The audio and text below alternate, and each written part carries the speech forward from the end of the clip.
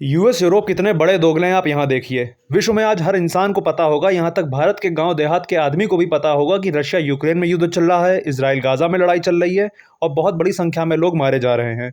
पर आप में से कितने लोगों को ये बात पता है कि सूडान में पिछले 2 साल से कितना बड़ा मास जेनोसाइड चल रहा है।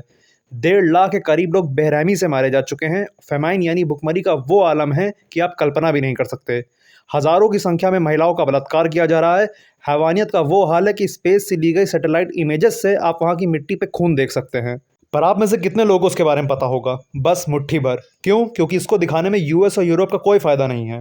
ट्रंप यहाँ बीच में नहीं आएंगे। क्यों? क्योंकि ये इसराइल और गाजा नहीं है। यहाँ से कोई स्विस कनाल थोड़ी पास होता है जो यूएस को कंट्रोल करना है। ये यूक्रेन की तरह कोई रशियन टेरिटरी थोड़ी है जिसे यूरोप को न्यूट्रलाइज करना है।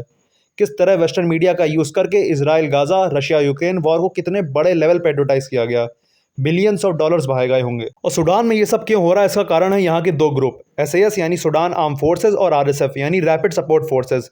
इन दोनों के बीच चल रहा है सत्ता पाने का खेल। 2019 में यहाँ के प्रेसिडेंट बशीर को मास प्रोटेस्ट करके हटा दिया गया और फिर मिलिट्री सिविलियन रूल इस्टेब्लिश किया गया। पर 2021 में यहाँ की मिलिट्री सूडान को ऑक्यूपाई कर लेती है और यही जो दो ग्रुप थे, एसएएस और आरएसएफ, इनके बीच सत्ता को लेकर लड़ाई छिड़ जाती है।